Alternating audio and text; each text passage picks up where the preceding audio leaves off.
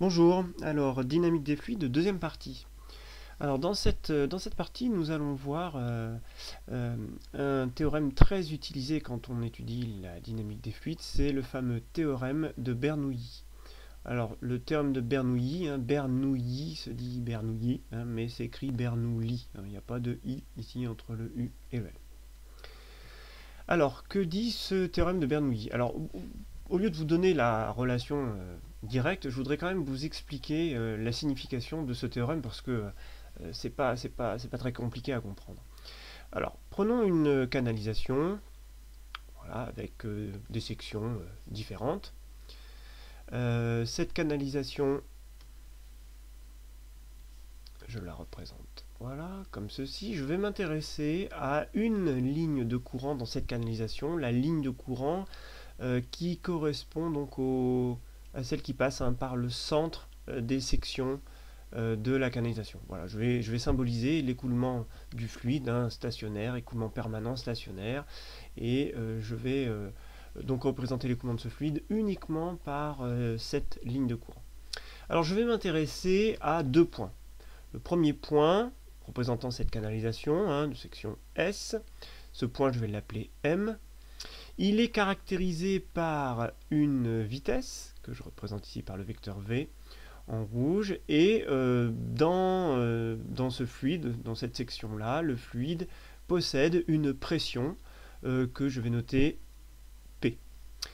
Et enfin, ce point M est à l'altitude que je vais noter Z. Maintenant, intéressons-nous à un autre point, toujours sur la même ligne de courant, mais ailleurs dans la canalisation. Ce point, je vais l'appeler M', caractérisé donc par cette section de fluide que j'appelle S'. La vitesse de ce point est notée V', et enfin l'altitude du point M', je vais la noter Z'.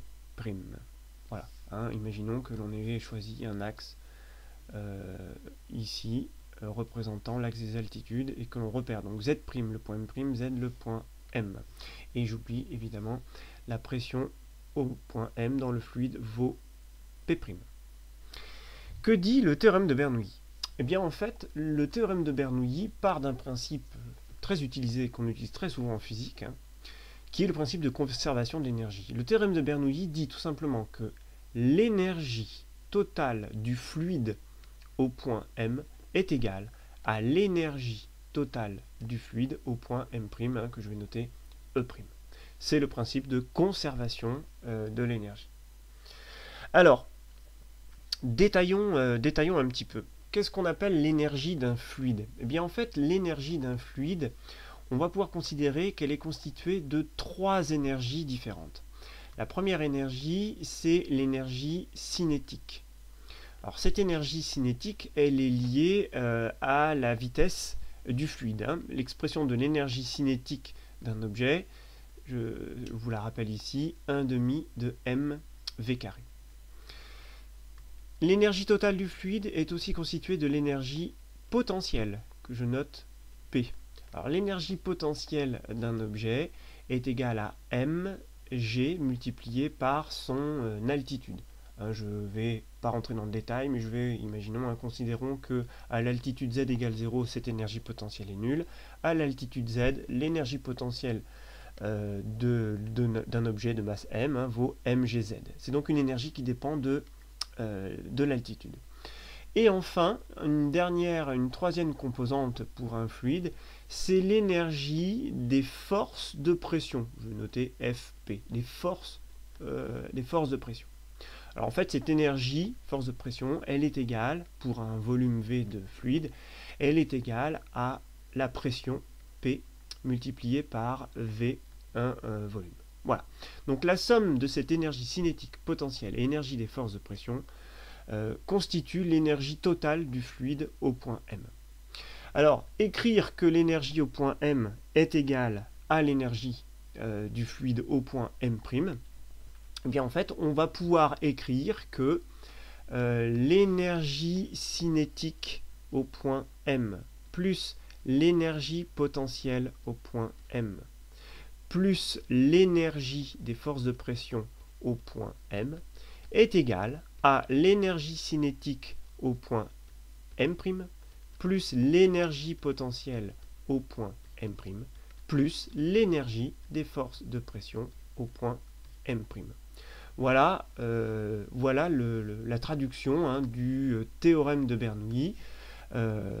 Donc la somme des trois énergies en un point M est égale à la somme des trois énergies en un autre point, en un point M'.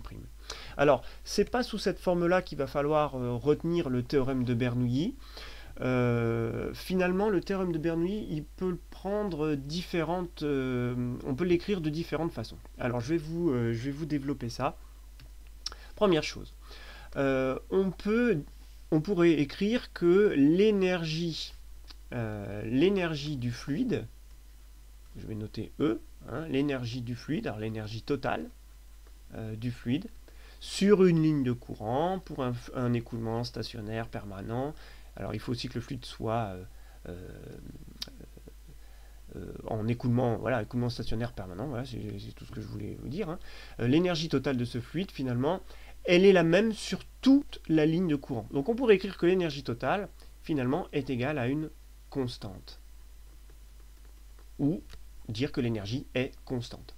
Alors si je développe ça, cette énergie totale, la somme des trois énergies, alors avec une petite subtilité par rapport à ce que je vous ai dit tout à l'heure, tous les termes que je vous ai donnés tout à l'heure, je vais les diviser par V.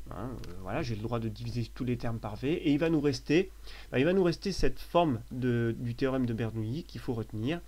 1 demi de ρ V carré plus plus ρ GZ plus P est égal à une constante. Donc, vous voyez ici que vous retrouvez les trois énergies, en gros l'énergie cinétique, ici l'énergie potentielle, et ici vous retrouvez l'énergie des forces de pression. Sauf que ces expressions, on les a toutes divisées par le volume V, donc M sur V, vous voyez, il reste ρ, M sur V, il reste ρ, et puis PV divisé par V, il reste P. Donc voilà une première forme d'écriture du théorème de Bernoulli que vous devez retenir, qui vous sera proposée parfois dans les sujets. Alors, cette constante-là, ne cherchez pas à la calculer, et il ne faut pas la calculer.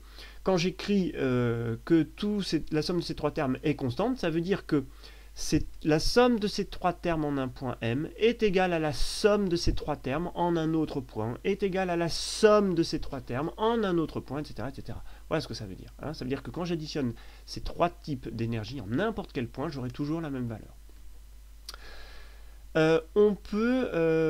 Ça c'est la première écriture. La deuxième écriture, ce serait de dire que l'énergie du fluide en un point A est égale à l'énergie du fluide en un point B, si A et B sont toujours sur la ligne de courant. Alors au niveau de l'écriture du théorème de Bernoulli, ça va donner quoi? Ça va donner une expression un petit peu plus longue.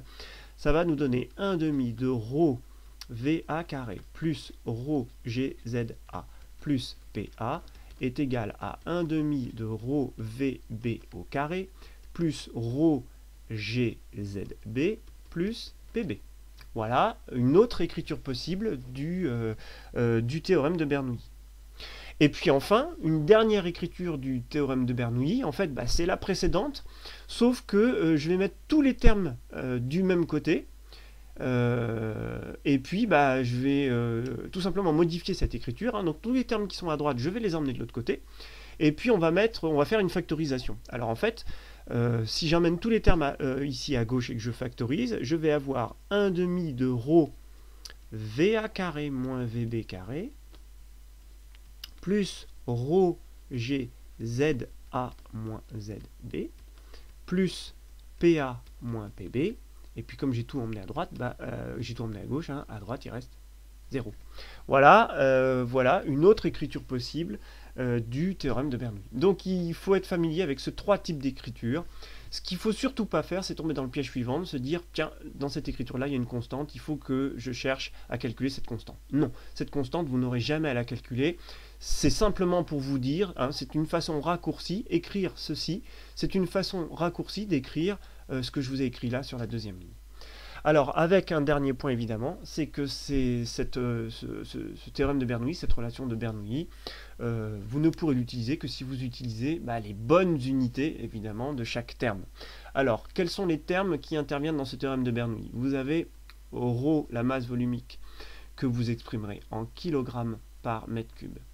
Vous avez V, alors attention là, V, un V minuscule, c'est la vitesse, vous l'exprimerez en mètres par seconde. Vous avez l'autre terme qui apparaît, c'est G. G, c'est l'accélération de la pesanteur, que vous exprimerez en newton par kilogramme, ou en mètres par seconde carré. Il y a deux unités possibles pour G, qui vaut 9,81. Je ne réécris pas ici. Z, c'est une altitude, vous l'exprimerez en mètres. Et P c'est une pression du fluide, et vous l'exprimerez en pascal. Voilà l'écriture du théorème de Bernoulli. Alors j'ai oublié de vous dire quelque chose d'assez important, c'est que cette écriture-là que je viens de vous dire, du théorème de Bernoulli, dire que l'énergie totale du fluide est constante, c'est vrai, à une seule condition. Tout ce que je viens de vous dire, c'est uniquement vrai en l'absence